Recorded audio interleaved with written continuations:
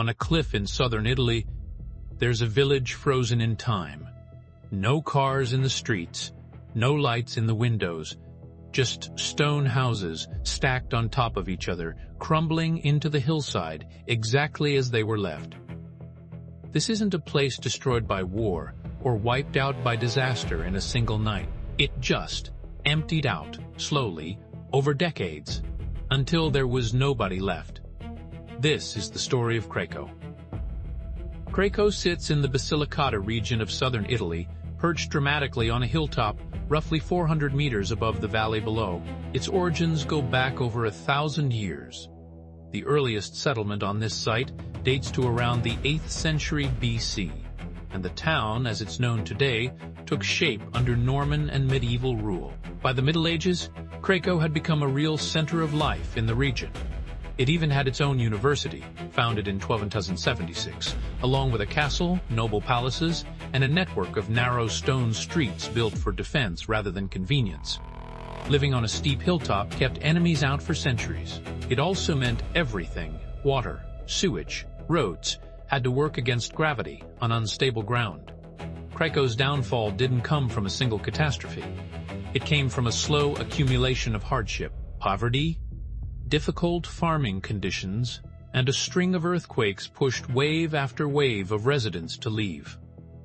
Between 1892 and 1922, huge numbers of Craco's population emigrated, many of them to North America, chasing a better life abroad. Those who stayed kept living the same way people had for centuries, until the ground itself started working against them. In 1963, the danger became impossible to ignore. A major landslide tore through the hillside, triggered largely by decades of poorly built infrastructure, water and sewage systems that had steadily destabilized the ground beneath the town. Around 100 residents were still living in Craco at the time. Authorities made the call to evacuate almost the entire town, relocating residents down into a new settlement in the valley below, called Craco Today. For the people who left, it wasn't supposed to be permanent. Many expected to return once the danger passed. Craco Vecchia, Old Craco, was meant to be temporarily empty. It never filled back up. Just as the town might have had a chance to recover, disaster struck again. In 1972, a severe flood tore through the area, causing further damage to the already weakened structures on the hillside. Any realistic hope of rebuilding and repopulating the historic center was slipping away. The empty streets stayed empty. Buildings that had survived 1,000 years of history started collapsing in on themselves, one by one, with no one left to maintain them. The last chapter came in 1980. A massive earthquake, known as the Irpinia earthquake, struck the region, one of the deadliest in modern Italian history, killing thousands of people across southern Italy. For Craco, it was the final push. Whatever slim chance remained of anyone returning to the old town was gone. The last remaining residents left for good, and Craco Vecchia was completely abandoned. A settlement that had survived the Black Death, medieval sieges, and centuries of upheaval, outlasted by decades of natural disaster instead.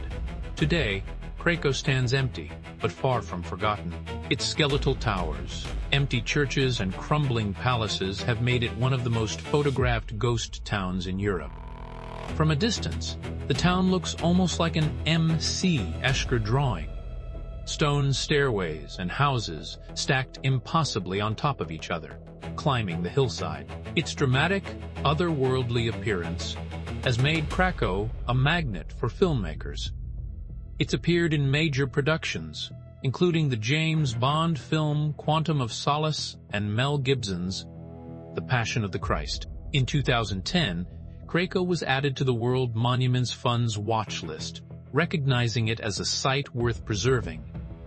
Guided tours now let visitors walk through the ruins wearing hard hats, past rusted balconies where laundry once hung, and towers where the bells have gone silent. What makes Craco different from most ghost towns is that nothing happened here all at once.